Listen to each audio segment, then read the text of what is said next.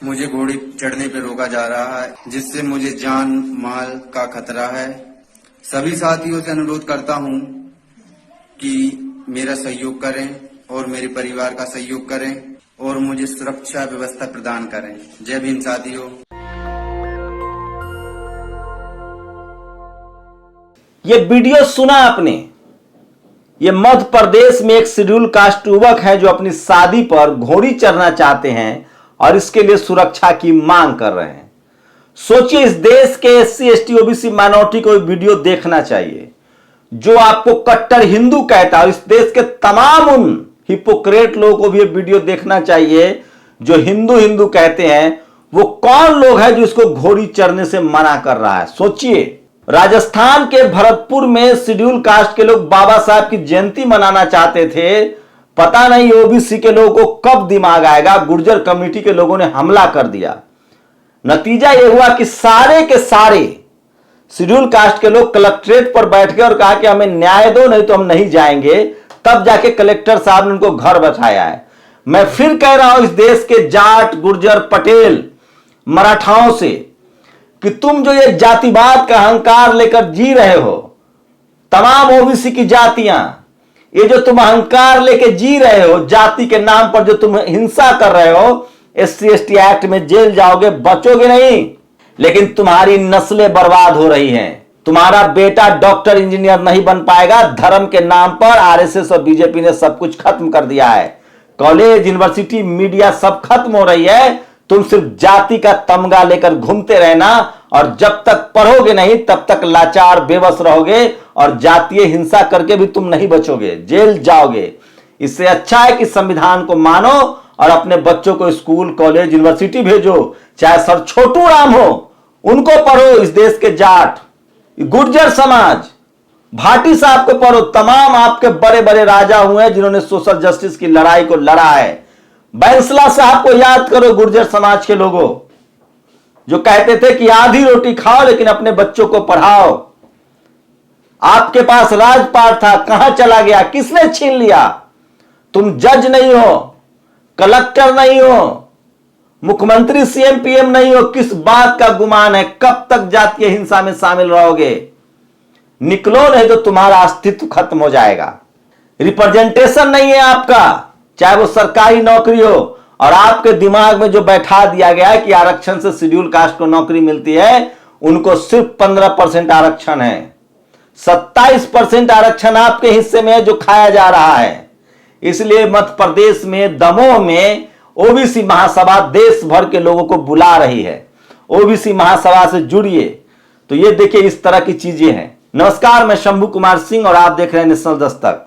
जाति के नाम पर जहां जहां अत्याचार हो रहा है वो तमाम खबरें मैं लेकर आया हूं। इसलिए हंसराज मीना लिखते हैं, बिना एग्जाम दिए लेटरल एंट्री से सीधे संगीत संबंधी आईएएस बन रहे बिना योग्यता के धूप अगरबत्ती लगाने वाले।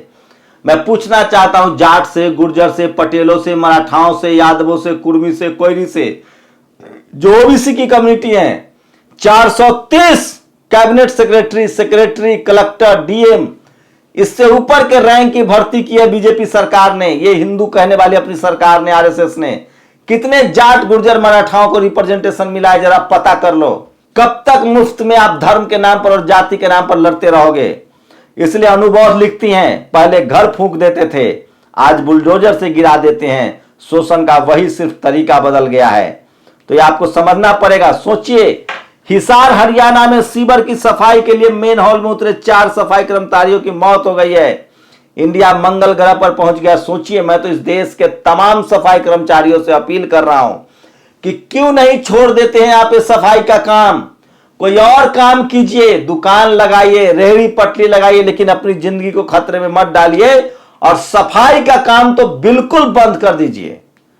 इन गलियों को बदबू फैल जाने दीजिए, शहरों को गंदा हो जाने दीजिए। जिस काम में आपकी जिंदगी जा रही है, जिस काम में आपका सम्मान नहीं है, वो काम छोड़ क्यों नहीं देते हैं आप?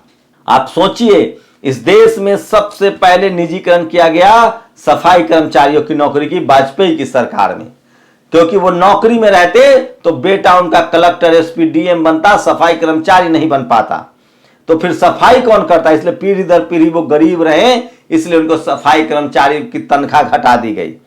ये वीडियो गांव कोसाना पीपार पुलिस थाना का मामला है, जिसमें 14 अप्रैल को बाबा साहब की रैली के दौरान रैली में शामिल लोगों पर हमला किया गया है।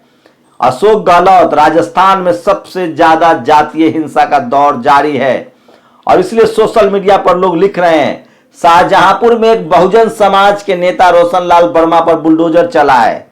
और ये देखिए खबर है आज की, इसलिए लोग लिख रहे हैं कर्ण ने द्रोण से पूछा, महाभारत का लाइन लिख रहे हैं लोग, राजेंद्र प्रसाद, कर्ण ने द्रोण से पूछा बिना शिक्षा दिए एकलव्य का अंगूठा क्यों कटवाया? द्रोण, उस अंगूठा से छूटे तीर हस्तिनापुर की ओर आने की शंका थी। आप सोचिए, जिस कर्ण को शूद्र कहा गया, जिस एकलव्य का अंगूठा काटा गया, ये कोई बताएगा आपको? और बाबा साहब को गोलमेज सम्मेलन में अवर्णों का नेता बनाने वाले महान स्वतंत्रता सेनानी एवं गदर पार्टी के सह संस्थापक बाबू मंगूराम मंगूबोलिया जी को आज लोग याद कर रहे हैं, उनकी पुण्यतिथि है आज। ये भी खबर, और एक सुखद खबर है बहुजन समाज के लिए। ये तस्वीरें देख लीजिए, ये तस्वीर है जिसमें जो कन्या पक्ष दिख रही है ये शेड्यूल कास्ट से ही, लेकिन वाल्मीकि समाज से थी। जो दूल्हा दिख रहा है वो भी शेड्यूल कास्ट, लेकिन वो चर्मकार कम्युनिटी से थे और उन्होंने अपनी शादी की है। एक जो है वो लेक्चरर हैं, दूसरे प्रोफेसर हैं। तो SC ST OBC माइनॉरिटी को अपने जाति व्यवस्था को तोड़ना होगा, एक दूसरे के साथ खड़ा रहना होगा, तभी बहुजन समाज जो है वो अपने अधिकार हक को पालेगा। तो ये आज की बड़ी खबरें थी जो मैं आपके लिए लेकर आया था। इसलिए मैं बार बार कहता हूं कि सोशल मीडिया ही सच्चा मीडिया है। आप लोग की क्या प्रतिक्रिया, अपनी प्रतिक्रिया जरूर दीजिए। शुक्रिया। नेशनल दस्तक की आपसे गुजारिश है कि अगर इसको बचाना चाहते हैं तो नेशनल दस्तक को सब्सक्राइब करने के लिए रेड कलर के सब्सक्राइब बटन को दबाएं, फिर बेल आइकन की घंटी दबाएं। नेशनल दस्तक को बचाने के लिए बहुत जरूरी है कि हर खबर को शेयर करें, लाइक करें, कमेंट जरूर करें।